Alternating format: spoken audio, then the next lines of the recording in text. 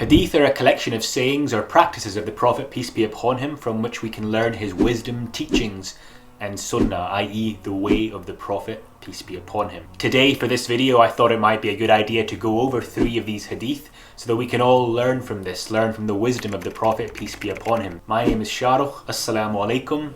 Let's get started. The Prophet ﷺ is recorded as saying that no fatigue, nor disease, nor sorrow, nor sadness, nor hurt, nor distress befalls a Muslim, even if it were the prick he receives from a thorn, but that Allah expiates some of his sins for that. And this hadith is on the virtue of being a Muslim. You know, life can be hard for a lot of Muslims, for a lot of people, in many ways, with rampant Islamophobia across the West, worldly temptations more accessible than ever, worsening marriage situation in our community, financial crisis throughout the Western world, and that's not to mention the devastating crises of war, famine, poverty, natural disasters, and various other things. And amidst all that, if we were to try and navigate life throughout all that, one of the most important things is to remember the virtues of being a Muslim, so that we can have the patience to get through all that. And it's refreshing and reassuring to hear that for those that are willing to be patient and suffer through some of life's hardships, there is a great reward at the end, promised by Allah. And as a form of mercy, Allah has made these tribulations a method of expiating our sins and forgiving our sins so that our ranks can be raised, inshallah. No matter what the problem is, physical or psychological, there is good in it for the believer. And bearing that in mind, bearing this hadith in mind, it can be quite comforting.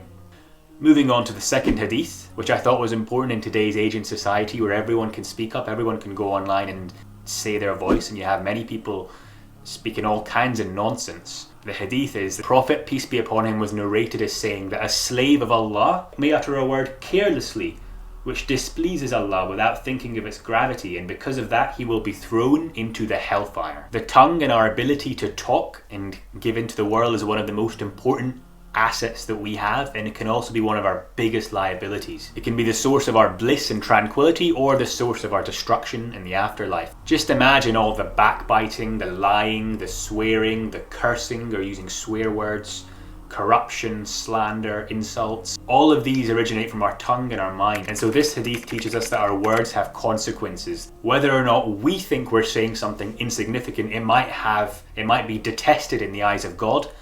Equally, it might be beloved in the eyes of God. And so in summary, the action point from this hadith is to think before we speak. One of the things that I came across when I was doing research for this video is that some scholars say before uttering a word, the person is its master, but after uttering the word, the person becomes its prisoner. So this hadith is important for a lot of us. Bear it in mind if you're the type of person that likes to talk first, think later, if you're the type of person that likes to be honest, with no filter. Sometimes your words can have consequences that you hadn't even thought of because you weren't thinking. So if you catch yourself speaking out of turn, saying something that might be hateful in the eyes of God, ask for forgiveness. And that brings us on to our third hadith, which is about asking for forgiveness. The Prophet ﷺ was narrated as saying, Allah is more pleased with the repentance of his servant when he turns towards him than one of you would be on finding the lost camel. Some explanations of this hadith give the comparison to that of a traveller